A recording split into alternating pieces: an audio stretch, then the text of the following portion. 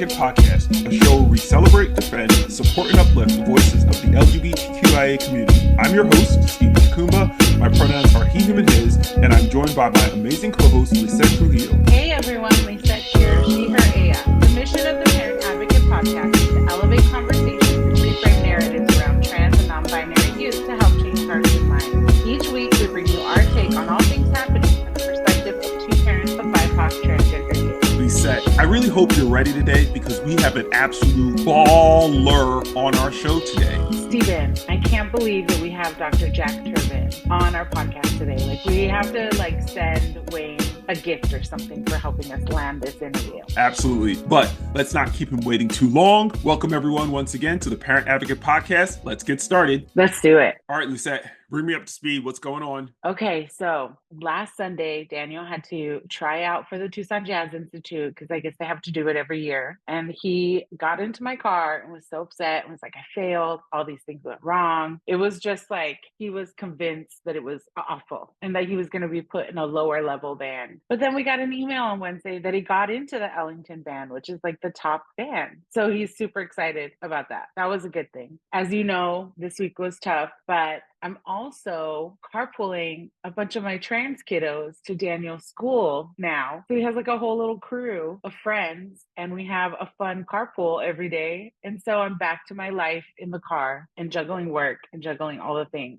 And finally, I just want to remind everyone about the Gender Liberation March, September 14th. Book your flight, get a hotel, stay with some friends, but come march with us September 14th. Those are my updates. Awesome. And just to remind everyone, if you come to the Gender Liberation March in DC, you will run into the host of your favorite podcast, Lisette and I, in DC at the march. So don't play yourselves. Make sure you come. Come join us. All right, now tell me what's going on with so I'm going to start with last night because last night Nicole and I went to a barbecue that one of our friends on the block had, and it's, Black people, and so they were talking about spades. And so I was like, oh, hell yeah, I want to play spades. And I partnered with a person who was talking mad smack about their ability to play spades. First hand, first round, they play the high joker. Spades haven't even been cut yet. They played the highest card in the deck. I knew it was a wrap. By the time we were done, the score was like 40 to like 350. It was just so abysmal. I was so butthurt over this game because, it's competitive and Black people talk shit and you couldn't say anything, huh?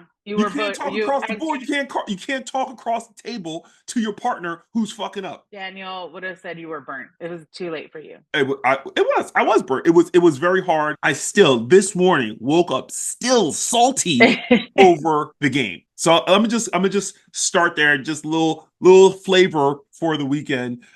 I sent Chima back to Howard yesterday as well. So I got one off. I got one more to go. Hobbs leaves for college in like 11 days. So I will have 2 out the house, and then Pooh starts school tomorrow. So, we're getting back into the routine. You're talking about your call pools back and forth to school, very similar, like kids, like the school year is starting. So life is returning to normal, as it were. So that's kind of good. And then, of course, DNC is next week. And so we have all the outfits. We said, I've got all of the swag. I've got all of the Harris Walls paraphernalia. I got mad t-shirts. I got pins. I got all form of swagaliciousness so that if and when I run into any of the CNN, CNBC, ABC, NBC, I don't give a fuck if it's Fox, I'm going to make sure that they I'm going to be those people. I'm going to do what Erykah Badu did to that one reporter when she happened to walk by and see that he was reporting.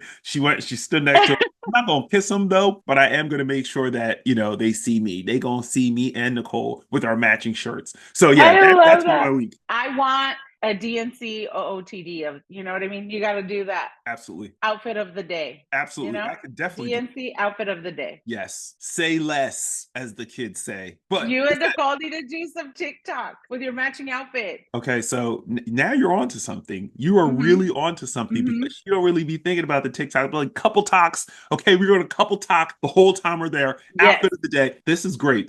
I'm writing this all down, but we can talk about all of our stuff forever, but we have a show show to do. Okay, let's get on track. All right, so in a bit of long overdue karma, Olympic boxer Imani Khalif sued J.K. Rowling and Elon Musk for cyberbullying. Rowling and Musk are both named in the Algerian boxer's cyberbullying complaint over harassment about her gender, which was filed last week in France. The complaint alleges aggravated acts of cyber harassment against Khalif, who won the gold medal in the women's 145 weight class in Paris. Rowling is named because she posted a picture on August 1st on Twitter from Khalif's fight with Italian boxer Angela Carini with her statement, "Could any picture sum up our new men's rights movement better?" Oh my gosh, Stephen. This story gave life to the petty that lives deep inside of me. Like, I want to be a good person, but I'm petty as fuck. And this was everything to me this week. You have no idea. Like, the fact that these people are so willing to put someone's life in danger, because what people don't realize is that Khalif's life was put at risk because being transgender in her country is illegal, right? And so the fact that she gets to sue them, the fact that there'll be some precedent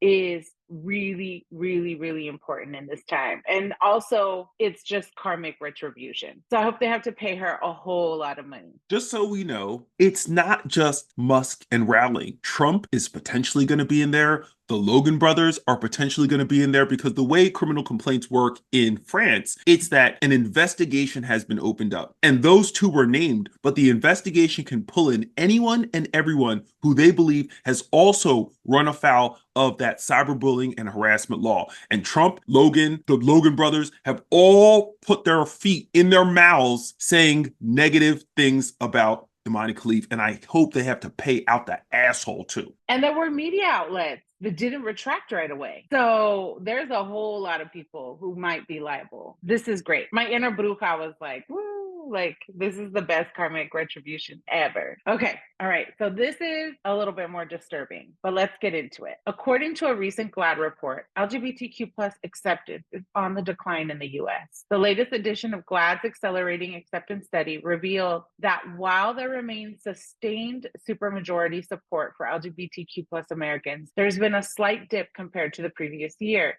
as well as more reports of discrimination among Gen Z. The vast majority of those surveyed in the 2024 report believe that LGBTQ plus people should live their lives free of fear and not be discriminated against. However, overall support is down from a record high 84% to 80%, which might be attributed to the record number of anti-LGBTQ bills being proposed and passed in states across the country. Lisa, when I read this, it really hurt my heart because even though the percentages are not extreme, it does point to this trend where this disinformation and misinformation campaign is having the intended effect, which is diminished support for LGBTQ plus people. And I really hope that we can reverse this trend before more LGBTQ plus people are harmed. So in a bit of good news, Hawaii has elected Kim Koko Iwamoto as its first ever out transgender state lawmaker. Democratic politician and LGBTQ plus rights advocate Kim Koko Iwamoto made history by becoming the first transgender member of Hawaii's House of Representatives. A civil rights attorney and former school board member, Iwamoto campaigned on progressive policies to address homelessness, combat corruption, and promote small businesses. Okay, so I just want to say that while we're seeing support on the decline, we are seeing an uptick in trans political lawmakers.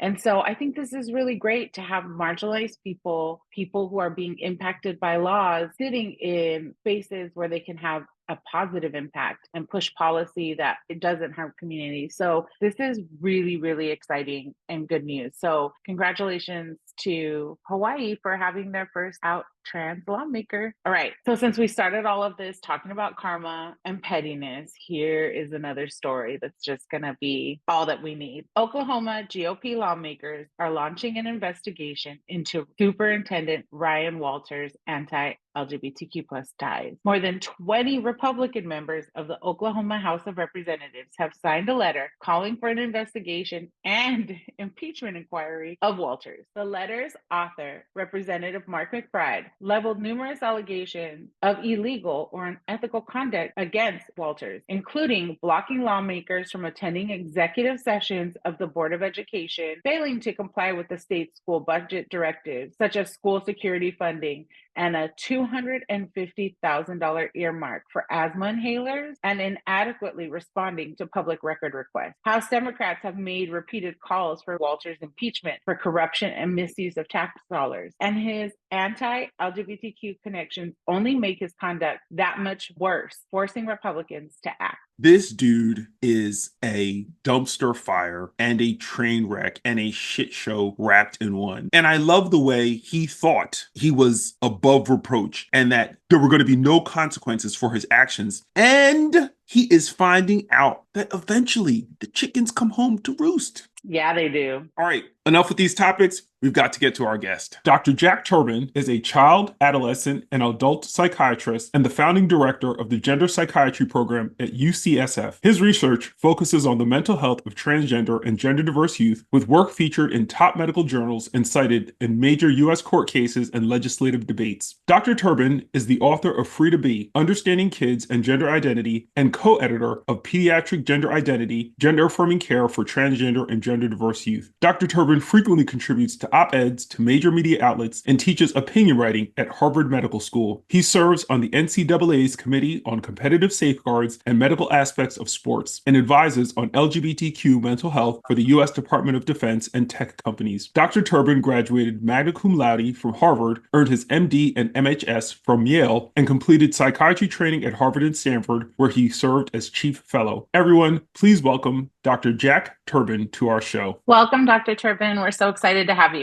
Oh, I'm excited to be here. Thanks for having me. I'm sorry, Lisette, really quickly, just have to share this story because I was on a call with Wayne Maines, who is now at Stanford, and he is like head of safety at Stanford. And we've known each other for many, many years. And on the dad's call one day, he's like, oh, I just met this wonderful guy, Dr. Jack Turban, and he wrote this great book, Free to Be. I literally just got the book. Like, I literally got the book the day before, and he's holding up this book, and I was like, you shut your dirty trap, Wayne Maines. There is no way you know this random guy that I just picked up his book. It came highly recommended. There's no way. And he was like, absolutely. And I was like, okay, well, you got to get him on our show.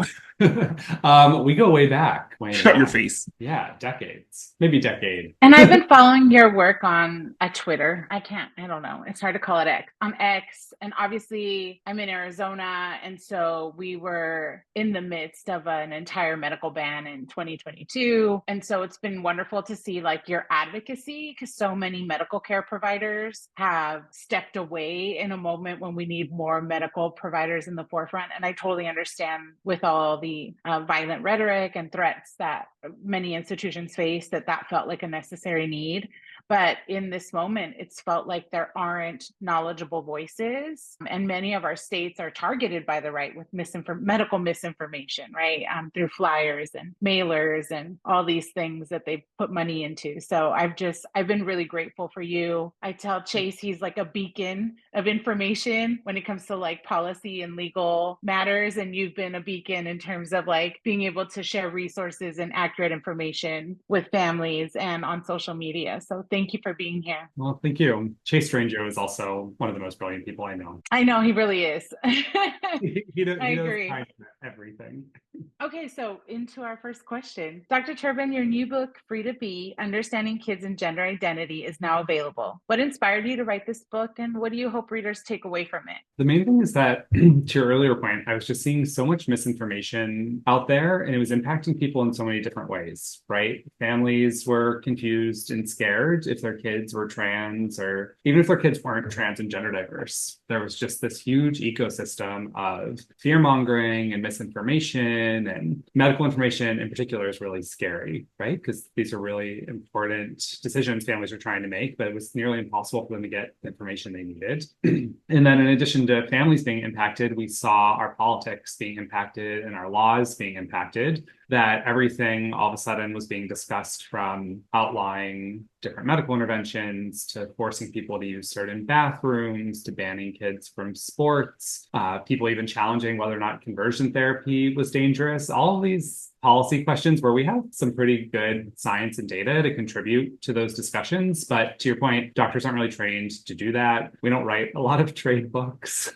I wanted to really get the information out there to hopefully try and turn our political discussions into something that was more evidence-based, and also just to help families feel seen and like they had a place they could go for information that they need. That's really helpful because a lot of what is happening in the public discourse is shaped by disinformation and misinformation. People just saying things that they heard but can't reference, can't cite. And ultimately, when you look at it, it's not a reliable source in the first place. But your research has really been instrumental in shaping public policy on transgender and gender diverse youth. Can you share some specific examples where your work had a direct impact on legislation or the outcome of a case? Yeah, I think one interesting thing that was going on for a while is that states and even certain countries were passing bans on conversion therapy. So you can think of conversion therapy really broadly as attempts to force people to be both straight and cisgender. But what was happening several years ago is certain states and certain politicians abroad were saying, okay, well, we see that conversion therapy for gay people is wrong, but maybe for trans people, it's not so bad. Maybe it's even a good thing. So we should carve out that trans conversion therapy is still allowed. And it turned out it hadn't been rigorously studied.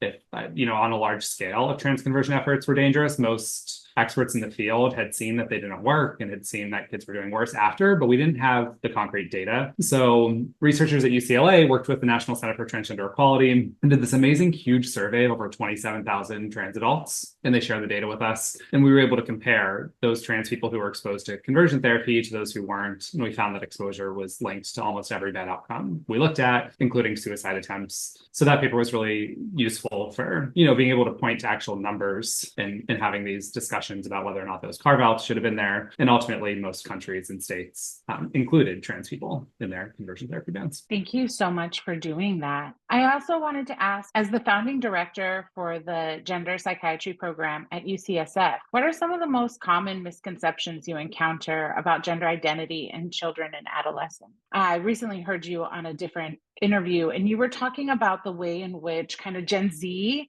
engages with gender differently than maybe we did. Their understanding is a little bit more expansive and maybe a little detached from definitions of gender. Yeah, I guess one thing I've learned working with trans kids is that they think about gender with a lot of complexity and nuance in a way that I definitely did when I was younger. And I think most generations older than us still don't or haven't been exposed to thinking about it in that way. And it's funny because the political discourse is, oh, these kids are so confused. These adults need to intervene and help them understand that they're confused about gender. But when you sit down and talk to them, they can say things like, I understand that, there are trans people who are binary trans and have a certain sex assigned at birth, but have a different gender identity and need medical interventions to feel good about themselves.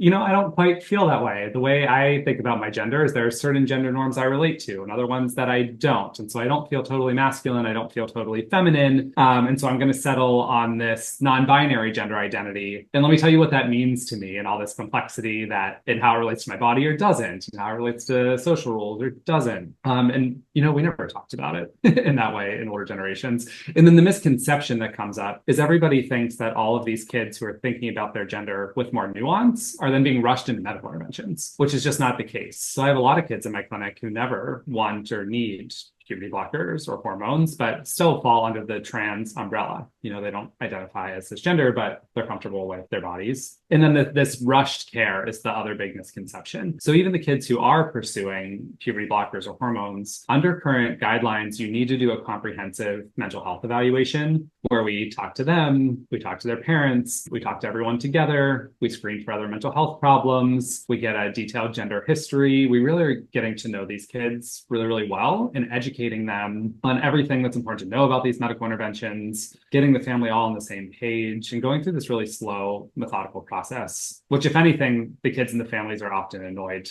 that it takes so long, that it's not a fast process at all. And so I think families are often surprised when they come into a gender clinic and meet us that things are so cautious and slow, because the idea they have from the internet or social media or Elon Musk is that we're going to be like sitting them down and saying, okay, now we're going to change the pronouns, now we're going to change the name, fame, here's your testosterone, like we're pushing you on this path. When the reality is we're usually slowing things down and trying to look holistically and figure out, what's the best thing to do for this individual family. Sometimes that's medical stuff, sometimes it's non-medical stuff, sometimes it's a combination. I'm so glad that you mentioned that, because I think that was what I was most grateful for in our journey, was that Daniel was really young. So when we finally met Dr. Drew Cronin, who was our first pediatrician, he was like, you have so much time, right? Like we went in and met him when Daniel was like 8.5 or 9. And we just had time to like really get to know the information and settle in. What kind of like resources do you offer families who maybe their child is like, no, like they've been researching online for 2 to 3 years and now finally maybe feel more confident sharing who they are with their families and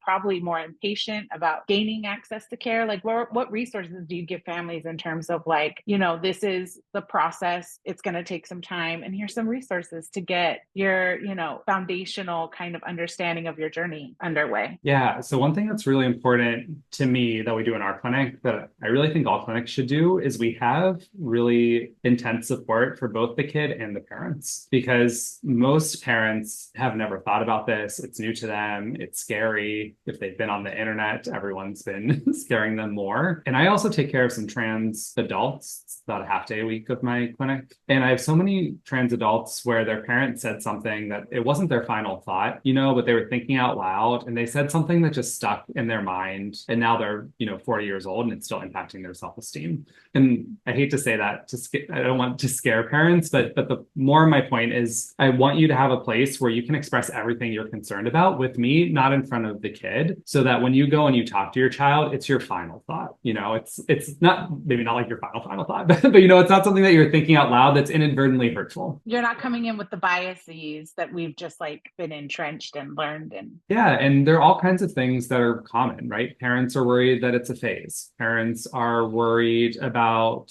things causing infertility, down to smaller things like maybe you have a Christmas ornament that has your kid's birth name on it, and it's like really hard to let go of that ornament and that memory, even though your kid is asking you to get rid of it. And these are all common things that parents experience that they need support and validation. So I make sure that they have that space. Now I hand them my book conveniently. I can be like, this is a lot of what I used to say out loud, but you can like read this as homework and then we can come discuss in more nuance. And then I also sit down with the kids separately and collect their gender history, all the stuff that we're required to collect under WPATH. And then usually once I've talked with the kids a lot and the parents a lot, there are almost inevitably like a handful of places where they're not seeing eye to eye, or they're not seeing something the same way. And then I bring them all together to do a family therapy where, with a professional there moderating, I can help everybody get on the same page and hear each other and understand. But it's so different family to family. So I love the fact that you referenced your book, because when I read your book, I was like, oh my God, I wish this fool had published this book 8 years ago when my son first was like, yeah, I don't feel like a girl, because there were no resources like this. And the beauty of your book, so everybody knows I am not a paid endorsee.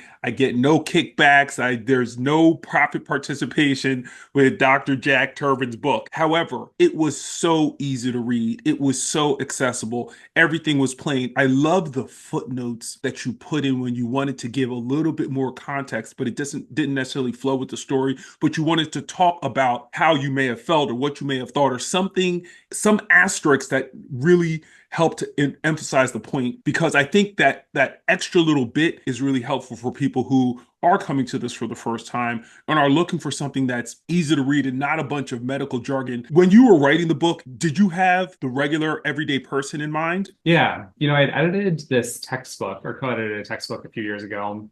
And I was looking at it one day and realized like, no parent is going to read this. This is way too dense. It's not helpful. So this book was really meant to be for the general audience. I think part of me was writing for parents, thinking of how would I talk to parents in clinic? Because there are so few of us mental health professionals who are trained in caring for trans kids that I was hoping this could kind of expand how many people just get that information. So I wanted it to be really easy to understand. And then I was also writing a bit for like people who like politics books, who are trying to decide what to think or how to feel about all these political discussions that we're having. So it was very much for that general audience, less so for doctors. I already wrote a boring doctor book, so I wanted one. It's easier to read. So I have a follow-up, because you mentioned this kind of political discourse we're in. There was recently a study, I'm putting up air quotes when I say that was published in, across the pond, the CAST report, that was just kind of universally panned as just not good science. But your research that you've written and the studies that you've done, you contributed to several like prestigious journals like the New England Journal of Medicine and JMA. What's been the most challenging aspect of getting your research on transgender youth published in these like high impact journals? I mean, the academic publishing process is just tough. It takes a really long time. So I'd say one thing that's been tough for our group is often we are seeing something in the political discourse and thinking, oh, there's probably data out there that would inform this. That would be important for the politicians to be seeing and thinking about. And so we'll get the data. That could take a few months. Then we analyze the data. That could take a few months. Then we write the paper. Then we submit the paper to the journal. And then the journal sends it out to other experts in the field, and then they may take another month or longer to review it, and then they inevitably have critiques and things they want us to expand upon and change and add. So they send it back to us, we revise it, we send it back, it goes back to them again. They have another month or longer, and then the editor has to see it, then it gets accepted, then it goes through a copy edit process. And so it can be a year or longer between when you've kind of finished the data analysis to getting things out. But I'd say that that's true for all academic publishing. The CAS report, interestingly, was also a very long process, but it wasn't all peer reviewed. So some of it was, they had these systematic reviews that were done that I definitely have qualms with, but those went through the peer review process. The CAS report itself, I think a lot of people don't realize, was actually not peer reviewed. So she wrote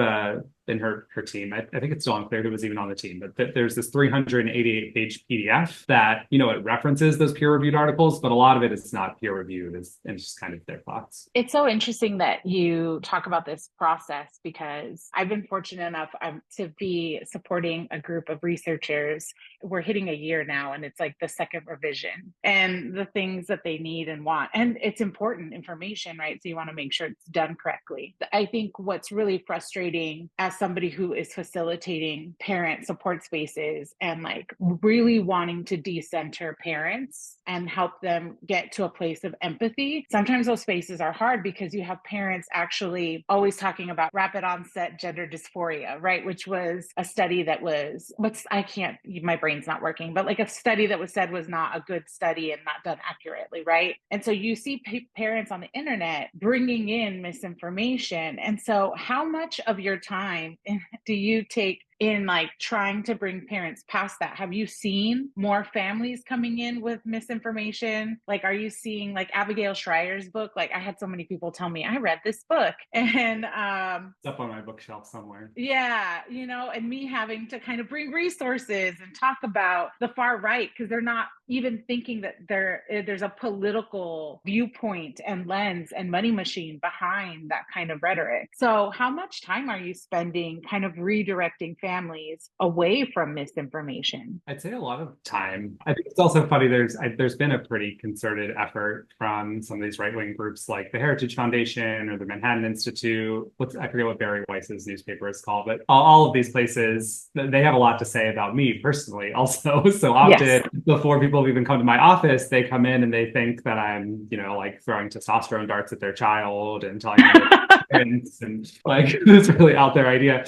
So often there's just getting over the surprise of what it's actually like to be in our clinic, and that it is slow and that I'm actually much more boring than they expect. But I also, I spend a lot of time validating parents, right? Like I understand that if you are reading this media that sounds really scary and is presented as fact, and they're telling you everything I'm saying is a lie, like we're gonna have to have some conversations, and I will present you with papers, and I will explain to you why those things are not true. And I think also an important thing is educating parents on how conservative an area of medicine this actually is. So to your point, that rapid onset gender dysphoria study was not very rigorous. It was later corrected to explicitly say that rapid onset gender dysphoria is not a recognized mental health diagnosis. There's not data to really establish it. Even though it's not an established mental health diagnosis and it doesn't really have data, and we published all these studies showing, the data aren't really consistent with it, we still screen for it. So like, even if it were true that a young person came to identify as trans all of a sudden because of social media and they thought it was going to fix all their problems and they would become super cool at school, which by the way, even in the Bay Area, that is not the experience of my trans patients, that they come out and then everyone is nicer to them and almost universally the opposite. But we still screen for those things, interestingly, because this is an area of medicine where we just are so careful. And so sometimes it's reassuring for parents to hear about that. Like if they're worried about rapid onset gender dysphoria in their kid, then I'm going to talk to them, I'm going to talk to their kid, and we're going to see, like, sometimes I'll talk to their school, get other sources of information, and then we all come together and say, okay, was this rapid onset gender dysphoria, or was this like your kid was afraid to tell you for a long time, so it looks like it came out of nowhere? Did they become trans because they had trans friends, or did they seek out trans friends because they felt they were trans and they wanted other people who could support them? So a lot of the work is facilitating those discussions, but I think they're really important, right? I don't want a parent, having a kid start testosterone and thinking their kid has rapid onset gender dysphoria, right? That would be a disaster. Like that level of like family disconnect and strife. So I see my primary job of like bringing everyone on the same page and hearing each other and validating and understanding each other so that they can make the best decision for their family. I also find it helpful to like put a historical context, and like contagion is not new when we're talking about anti-LGBTQIA rhetoric, right? And so that's been helpful to like reframe and decenter that kind of idea, right, around trans youth. Yeah, and I mean, and I guess the word social contagion is so funny also, because you could say social contagion and make it sound like kids are becoming trans because it's like a deadly virus. Or you could say, there's a social shift in talking about these things. So like, is there a contagion and people being nicer to trans people and so kids can talk about it? Or is there like a contagion of kids thinking about their gender with more nuance? And so, yeah, I think that what you're saying is so important. And I often think that we don't talk clearly to parents about what bias looks like, right? Because I think we can love our children and still carry biases on their gender identity. And so oftentimes I find that parents are so like, that wall pops up if there's this idea that they carry bias against their child. And I'm like, but I get that. Nobody wants to feel that. And yet we are conditioned by society. So like reframing, I love that you just reframed that, right? Like it can't be. It's people find their people and people find their way to share who they are over time. And I think you're being very nice to parents on this parent podcast. And I'm going to tell you, you don't have to, because we are all about taking accountability in the ways in which we raise and love and nurture and affirm our children. And I love reading your ex post when you're like shutting things down. So I really just appreciate the tenderness you're offering to families, and also that advocacy piece is just so key in this moment. I'm done, Steven. That happens a lot also, actually. Like people think that in person I'm going to be my Twitter persona. It's a different persona for sure. Right now, when you said like throwing testosterone darts, I thought about like estrogen like tablets and like Pez dispensers. They must think we're crazy people, or that's the perception they're trying to give to people.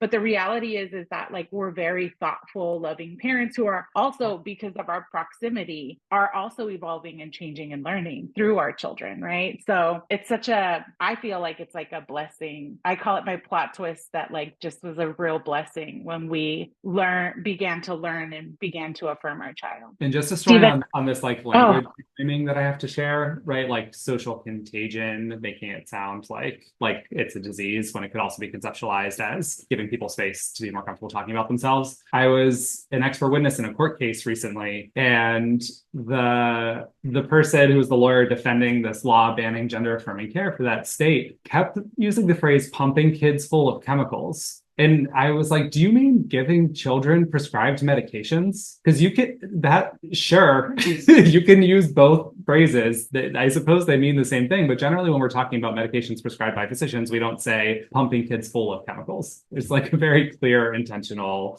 like weaponization of language to make things that are normal and routine sound very, very scary. So something else that I think you do particularly well, and especially when I was reading your book, is the way you humanize parents, because I think, for the most part, we are perceived as these monsters that are allowed allowing experimentation to happen to our kids and all this untested medical intervention because we're trying to create little, Frankenstein's monsters, which is obviously not the case. But you, in your story, you talk about parents who come in and you really, I think you have an empathetic lens about like how they come in and the cultural influences that they're coming in with and their desire to see that their children thrive and don't suffer, recognizing that in this society, a gender expansive kid is going to be subject to a lot more hostility than a cisgender kid across the board. And so I think when you write about, I can't remember the name of this one particular child, but their parents were Latino and they were just like, yeah, this is not going to go over well for this kid. And so they were just denying what was there in front of them that their child was trying to say. And you like accepted that they had those biases and they needed to get past where they were, but you were starting with affirming that child. Can you talk about your approach to the way you treat families and children to make sure that they arrive at that meeting of the minds? Yeah. And again, I think it's really important to give parents their own space. And then I really go out of my way to like emphasize with parents, like I'm not really, it's hard as a psychiatrist to like judge people negatively. Like we are here to experience the full range of human emotions and thinking about why people think the way they are and how your environment caused you to think those things. Like I'm not going to judge you for anything you say. And I want you to have a safe space to express what you're worried about. And like I want to learn about your life. Like where did you hear that from? What were the thoughts? What was your experience like with that? And also sometimes like really like parents have been the victims of a lot of awful things. I read about that one mom in the book who was from Texas. She was really involved in her church community and she had a trans daughter who was saying she was a girl, and her church told her like you should punish her when she says she's a girl because that's going to make her a boy. Like how is she going to know anything else? Like that's supposed to be her church community that she trusts, that knows best, that is who she's supposed to listen to, right? So she did, and then eventually heard her child, again, this really heartbreaking scene, like praying that she wanted to go be with Jesus so she could be a girl. And the mom finally had to like, oh wow, this is not working. Something I'm being told is not right. And how awful is that, right? To be kind of like betrayed by the people who are supposed to be your community and protecting you. And then when she started affirming her kid, she lost that whole community. She had to move. And then the attorney general labeled affirming trans kids child abuse. So they didn't have a lot of money, but they had to sell their house. Like this poor little girl had to sell her chickens. I was like weeping when, I don't know why or how you let go of the chickens hit me so hard, but it was just so like sad and unfair. And they had to up and move across the country because otherwise she was afraid like her kid was going to be taken away from her. So like, yeah, I guess you could look at that story and be like, how could that mom have done that? But from my mind, like, of course, that's what happened. Like that's the environment she was in. That's what she was being told. Like she didn't have the resources to know anything different. So that's the approach I take with parents always. Like I always assume that parents are coming in with good intentions and they love their kids. And I think 100% of the time I'm right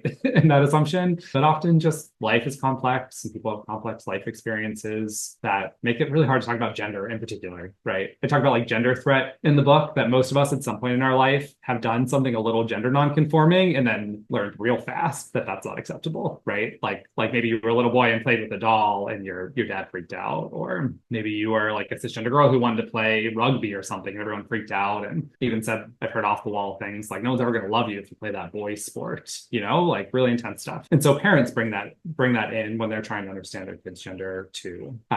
So in my mind, that's like sometimes the most important part of the work is understanding and supporting the parents.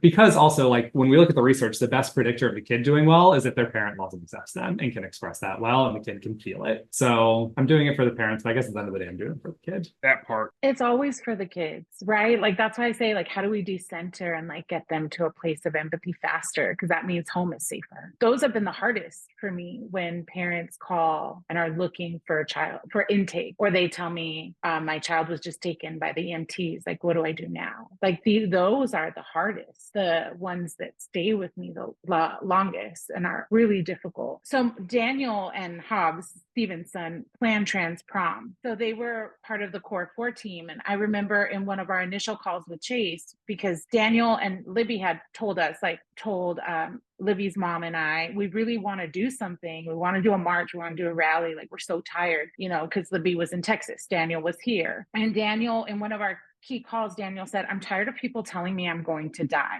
Like whether I lose care, I'm going to die. If I'm not affirmed, I'm going to die. And I'm just tired of hearing the story that my life expectancy, or even seeing life expectancy rates online. I'm tired of being told that I can't live, right? I've been really appreciative of the ways in which medical care providers now have been distinguishing the difference. Like suicidality is not part of being transgender. It's living in spaces of where you're discriminated, in spaces where you're not loved and affirmed. That is what causes like mental health disparities. So I've been really grateful seeing the shift in mental health care providers and medical providers, like kind of breaking apart that nuance of like what is really happening when we talk about suicide rates and who is to blame, right? We as society, we as parents. And I think that's where that accountability piece comes to play, because those are really hard. That's when I see families go, oh my God, I don't know why I didn't just affirm them. Like, why was I in my own way? Why are we here? Right. And I'm hoping more and more youth don't have to experience that. And what you say is so important. It's for the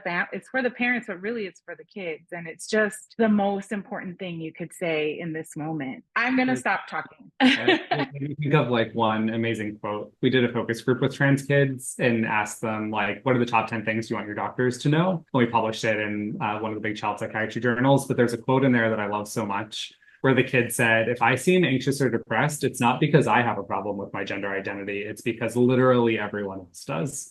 And it was just such a nice way to explain. We have this minority stress framework that's all complicated and technical, but that kid was like, no, cutting through the nonsense. This is what's happening here. So since Lisette didn't have a question, I actually have a question for you. The Olympics just ended and they highlighted a flashpoint issue of trans participation in female sports, specifically with the Algerian boxer Imani Khalif being accused of being transgender. Now, I really wanted to understand from your involvement with the NCAA, the Committee on Competitive Safeguards with Medical Aspects of Sports, what are some of the key challenges that you're seeing regarding inclusion of transgender people in sports? Honestly, politics. This is a political thing. You know how many trans women competed in the Paris Olympics? 0, exactly. You know how many were in the last Olympics? 1. Yeah, 1.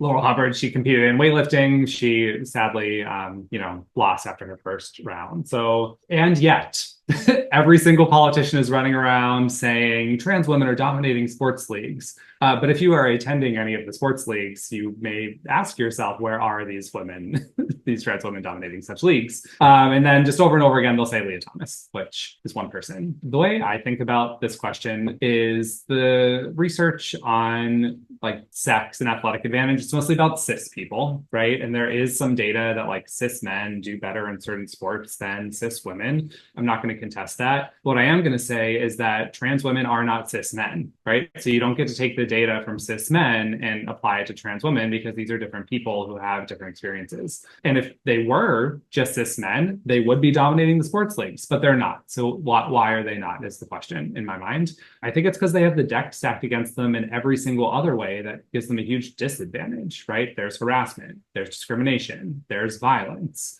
all higher rates of anxiety and depression because of that societal stigma and violence and harassment. All of those things make it really hard to compete and succeed in sports, right? So I think those are the reasons that we're not seeing an overrepresentation of trans athletes winning. If anything, we're seeing an underrepresentation of trans sports title winners relative to how many trans people there are in the country. So, I mean, this is not the NCAA's official stance, but this is my perspective on the topic. I think the time that would make sense to create all these restrictions on athletic participation is when we see that overrepresentation, but we're not seeing that right now. So I don't think it makes sense that we're discussing it now. The NCAA does have more formal rules. I'm a member of the committee. We have a sport-specific testosterone threshold that you have to meet for a certain amount of time to be able to compete in the women's tournaments. Another thing, I'll try and say this one fast, but there's a really interesting story here that I think explains why we're talking about this. So back in the 90s, have y'all heard about this Colorado Amendment 1 or Amendment 2 story? I see, yeah, Stephen knows a little bit. But basically, like all of these cities were passing, in Colorado, were passing laws that were anti-discrimination laws to protect LGBT people. There was a really small group of pretty far right social conservatives who didn't like that. And so they decided they were going to amend the Colorado Constitution, the state constitution, to make it illegal for cities to pass non-discrimination laws. They're going to put it to the voters, and they were going to create this big PR campaign. And their PR campaign had two prongs. The first prong was to paint LGBT people as dangerous to children and groomers. That one may sound familiar, right? It's back. Their other one was they came up with this slogan that was equal rights, not special rights. The reason they did that was it was around the same time that civil rights activists were hitting a wall with affirmative action, right? Like white people were okay with civil rights advancement until they felt in some way it was impacting them. And so with affirmative action, they were like, oh, something's being taken away from me. I don't like that. So they tried to capitalize on that with this equal rights, not special rights slogan to make it sound like anti-discrimination laws protecting LGBT people from discrimination gave them like extra rights. That doesn't make any kind of sense. But it didn't matter because the slogan was catchy and they said it all over the news. And then they succeeded. The Colorado Constitution was amended to make it illegal to pass anti-discrimination laws to protect LGBT people. And then it wasn't until way later the Supreme Court overturned it. What I think is happening now is that same playbook, right? Like they're calling all LGBT people groomers and dangerous to children. And then I think the sports thing is the new equal rights, not special rights, right? They're trying to make it sound like trans people are these like aggressors in society who are trying to take things away from cisgender people. It's not very convenient for them that that is not happening. But, you know, it's the same thing. That wasn't happening in Colorado either, but they can create this effective rhetoric around it and say it on the news all the time. And then people start to think it's true and they're worried something's being taken away from them. And that drives their vote. One more story, and then I'll stop rambling on this topic. There's so much to say about it. One case they always talk about is this case in Connecticut where there were two trans girls running track. And then the Alliance Defending Freedom, which people may not realize is a juggernaut. Like this is the biggest, most well-funded, socially conservative legal group in the country. They've been behind every case to restrict abortion, to prevent gay rights, etc. So they put all their money behind this case. I don't think it's a coincidence that the two trans girls were African American and the girls that they chose to represent were like cisgender white girls. They put it all over the news and they said, look, if these trans girls are competing in the sports leagues, like these cisgender girls can't win. They can't win. It's being taken away from them. They can't win. They file their lawsuit. 2 days later, they win. The cisgender girls won the state championship against the transgender girls. And then they all went off and got track scholarships and are doing amazing. And the transgender girls don't run track anymore and didn't get scholarships and are traumatized by the whole experience where this group was like bussing people in to go to this poor kid's track meet to like harass and heckle her and like circle her muscles on social media and misgender her, like all this awful stuff that no high school student should ever have to deal with. So I tracked her down and I was like, your story is the story people need to hear. So that's Andrea Yearwood, who I feature in the book, who has this really, she's so resilient. I don't know how she's so amazing. Like she came out of it the other side, still such a hero in my book. I think it's all politics and misinformation and old strategies that people don't know about, so they work. And Andrea is fluent in Spanish. I was like, oh, I'll speak to you in Spanish, because she would told me once she wanted to practice Spanish, and she'll send me like perfectly written Spanish text messages, and I'm like, I don't know how to respond because I can't write, but I can speak. It's so funny because when I met Andrea's mother years ago and we were just shooting the shit all casually, and then she was just like, oh yeah, my daughter was being harassed because she ran track in Connecticut. I was just like, you're Andrea Yearwood's mother? Because I just, you know, you hear about these things and then you actually meet the people and you're like, oh my God, Andrea is just the sweetest little person, you know, like just not a bad bone in her body. And again, trans kids play sports for the same reason that cis kids play sports, for team building, for competition, for learning how to be a good sports person, to, you know, exercise, you know, endorphins. Like there's all of this positive stuff that comes out of the social interactions and the challenges that you put yourself through to accomplish anything in sports that they're being deprived of because of how they identify, which is just patently unfair. Yeah, I think, and when I first met Ngozi, I was like, this is so meta, because we have to know about you in Arizona, because we had just had a sports ban come through, right? And that was the rhetoric that they were using at that time, was around the lawsuit and the, you know, track and field in Connecticut. So it felt super meta. And Ngozi was like, I had no idea we were being talked about in these political spaces, right? Which I think people don't realize how unfair and how painful that is for that has been for our families, right? To know that like at any point we may be part of like lawsuits. We were part of a lawsuit here in our state, right? And like it just, I think about my 15-year-old and everything he's done, or he's now 17. What am I saying? 15-year-old. He's now 17. But I think about all the things he's had to do just to be acknowledged in our state, or just to be acknowledged as a person, is so unnatural. And we talk about equality backwards, right? Like everyone's like, he's so brave, he's so amazing, look what he did, but he shouldn't have had to, which I think is like not said enough, right? When we're talking about civil rights. But I want to ask you about media, because this is really important. Thank you, Steve. I know I got the assignment. So you're a frequent op-ed contributor and teach opinion writing at Harvard Medical School. How important is it for medical professionals to engage with the public through media? And what advice do you give students on this? I think it's vital. So when I was going through medical training, everyone told me not to do it and that doctors don't do that. And I was lucky. I had one mentor. If I didn't have Lisa Sanders to tell me they were wrong, I probably would have caved. But she told me they were wrong. So I decided they were wrong, and they were wrong. So if you especially are a researcher, right? Like if you are investing all of your time, which for a lot of research, it's your whole life, right? Like this is the kind of job that takes over your life, and you're publishing these academic papers, but nobody's reading them or nobody knows what's in them. What are you doing? You know, like you dedicated your whole life to find this important thing and then nobody knows. So I think it should be really mandatory training that you learn to do communications so that when you do important research, you can get that out into the world so it can improve the world. Like in my mind, that's the point of the research. And I think things are shifting. When I talk to medical students or residents or fellows, they're way more interested in doing op-ed writing. I usually will do a talk with our fellows for an hour. And by the end, I'd make sure they leave with a little pitch that they could send to an editor if they want about something. But doctors have so much rich experience, you know, like we're sitting with people and really hearing the intimate things that are going on in their lives and how different political situations or cultural issues are impacting them. And obviously, like you don't betray confidentiality, you don't write about those individual patients, like you know about important themes and things that are going on in the world that should be impacting often public policy and law also, right? Like it shouldn't be Megyn Kelly's opinion on medicine that is driving a law.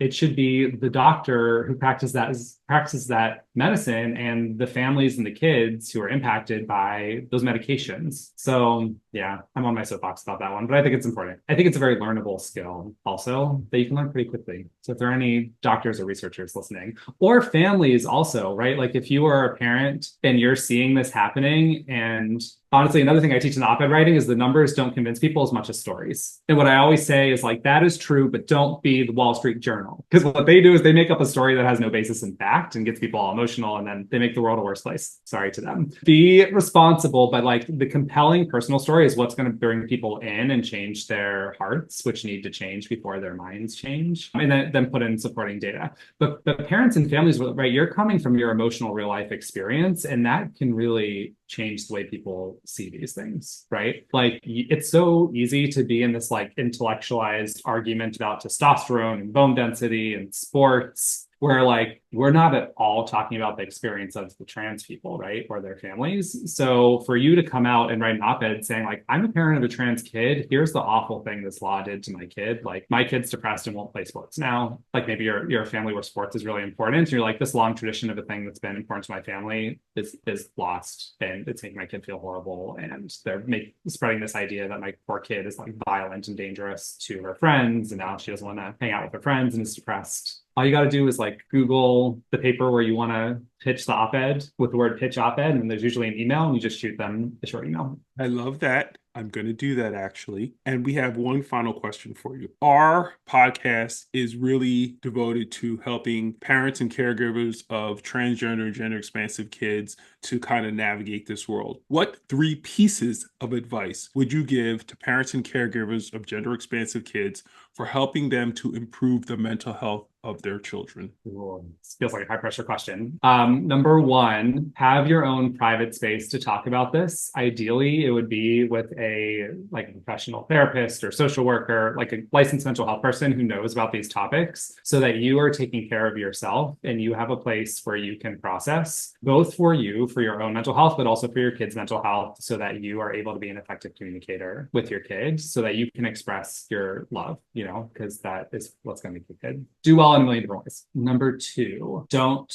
trust things you read on social media. Be aware that there is a concerted effort from political campaigns. I realize this sounds all conspiracy theory, but there's a ton of data on it that also foreign countries are trying to sow discord around certain things. And so they have people whose full-time jobs are to run several Twitter accounts and start fights about gender affirming care. So go somewhere reputable. I recognize it's really hard to get in to see a doctor, but while you're on the wait list, go to the website of a hospital maybe, or go to the Endocrine Society, or go to the Fenway Institute, these places that are associated with major academic medical centers where you can probably trust the stuff that they're saying. Third one, just make sure you're telling your kid, you probably are doing this already, that you're there and on their team. Right? Because most trans kids, their greatest fear, because they're hearing this all the time, is that their parents are going to stop loving them or stop respecting them or think about them differently, or kick them out of the house. And usually when I talk to parents, they're like, what? I would never,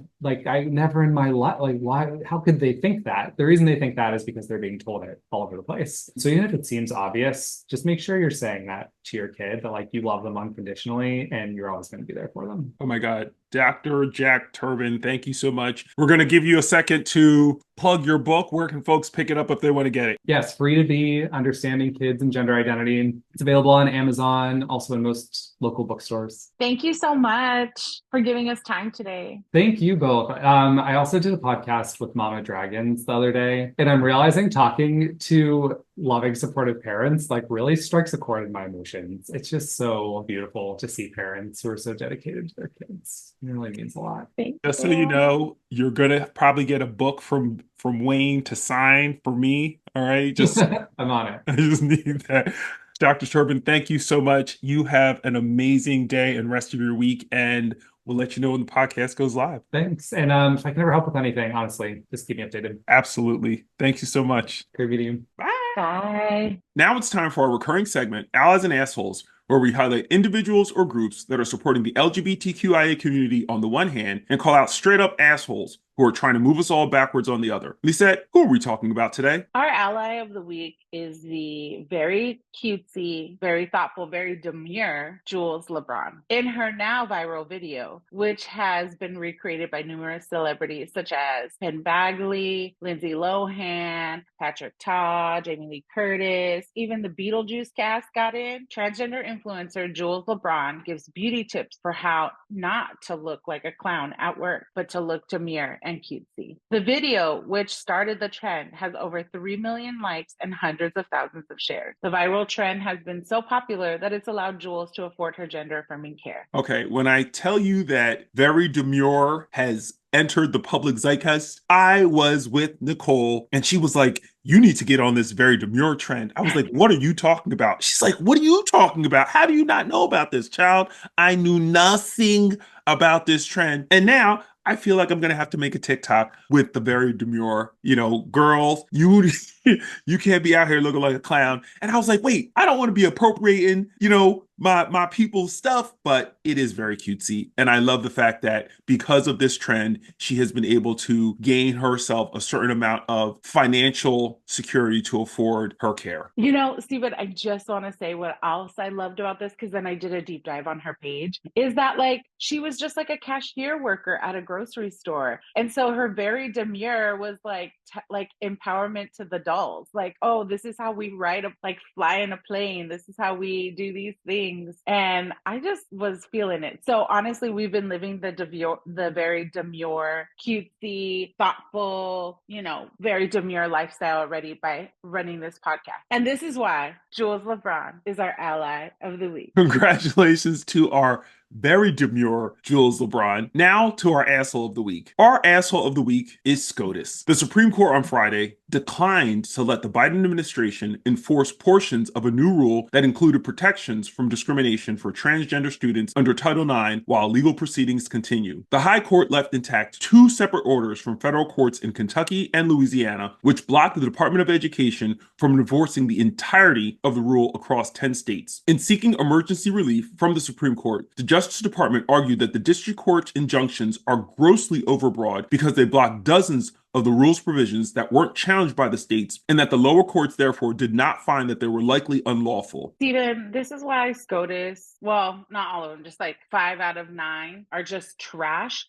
I mean, even Neil Gorsuch was on the dissenting side. And so all that this does is create chaos in the state where this injunction isn't being enforced. And so my heart is with those families and with those students who will not get the support they need as the school year begins. And this is why the Supreme Court is our asshole of the week. Well, that's our show for today, folks. I'd like to thank today's guest, Dr. Jack Turban, for joining us today. And of course, I gotta give it up to my very demure, very cutesy Lisette Trujillo for being the amazing person that she is. And thank you, Steven, for being very thoughtful, very demure as we record these podcasts, for always holding it down. You know I couldn't do this without you. And of course, we couldn't do this without all of you, our listeners. So thanks for tuning in to the Parent Advocate Podcast. And folks, please be sure to subscribe to our podcast and YouTube channel, follow us on Instagram and TikTok, and do all the things you've got to do to stay up to date with everything going on here at the Parent Advocate Podcast. Goodbye. Bye.